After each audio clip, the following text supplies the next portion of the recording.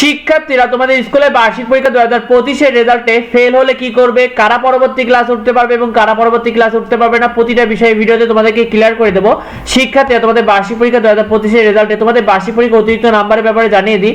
বার্ষিক পরীক্ষার কোনো সাবজেক্টে অতিরিক্ত নাম্বার শিক্ষক দেওয়ার কোনো নির্দিষ্ট কোনো নিয়ম নেই।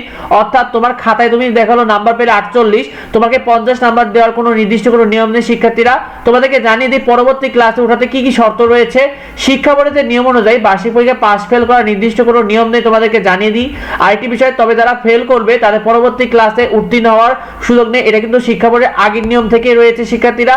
তো তোমাদেরকে জানিয়ে দিই কেউ ফেল করলে কি করবে। দেখো তোমাদের যদি কেউ 1-2 সাবজেক্টে ফেল করো, অর্থাৎ তোমার ক্লাসে অধিকাংশ শিক্ষার্থী দেখা গেলো যে অর্ধেকের বেশি শিক্ষার্থী বা অর্ধেক শিক্ষার্থী দেখা গেলো বার্ষিক পরীক্ষা 1-2 সাবজেক্টে ফেল করে, সেক্ষেত্রে তোমাদেরকে পরবর্তী ক্লাসে ওঠার সুযোগ দেবে, কোনো অসুবিধা হবে না।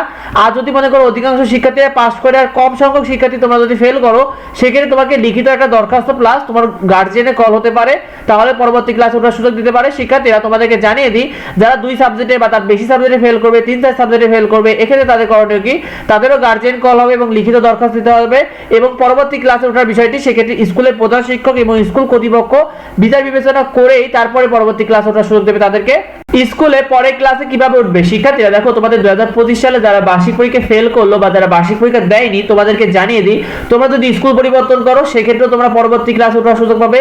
সেক্ষেত্রে তোমাদের আগের স্কুলের টিসি লাগবে। আরেকটি বিষয় জানিয়ে দিই, তুমি যদি তোমার নিজ স্কুলে থাকতে চাও, তুমি যদি ফেল করো বা পরীক্ষা না দিয়ে থাকো, সেক্ষেত্রে তোমার শিক্ষক এবং সেই সাথে তোমার অভিভাবকের বিশেষ সুপারিশ লাগবে। তারা সুপারিশের ভিত্তিতে তোমাদেরকে পরবর্তী ক্লাস ওঠাতে পারবে। অর্থাৎ স্কুল কর্তৃপক্ষ চাইলেই তোমাদের পরবর্তী ক্লাস ওঠার সুযোগ দিবে। তো সেই বিষয়টা তোমরা মাথায় রাখো, এটা নিয়ে টেনশনের কিছু নেই। তোমাদের পরবর্তী ক্লাসে ওঠার জন্য শুভকামনা রইল। যাবতীয় আপডেটগুলো নিয়মিত পেতে অবশ্যই আমাদের চ্যানেলটিকে সাবস্ক্রাইব করে রাখো। এই বিষয়টা নিয়ে অনেক বেশি টেনশন রয়েছে, তাই বেশি বেশি করে ভিডিওটা বন্ধুদেরকে শেয়ার করে দাও যাতে অন্যরা জানতে পারে। দেখার পরবর্তী ভিডিওতে। ধন্যবাদ সবাই।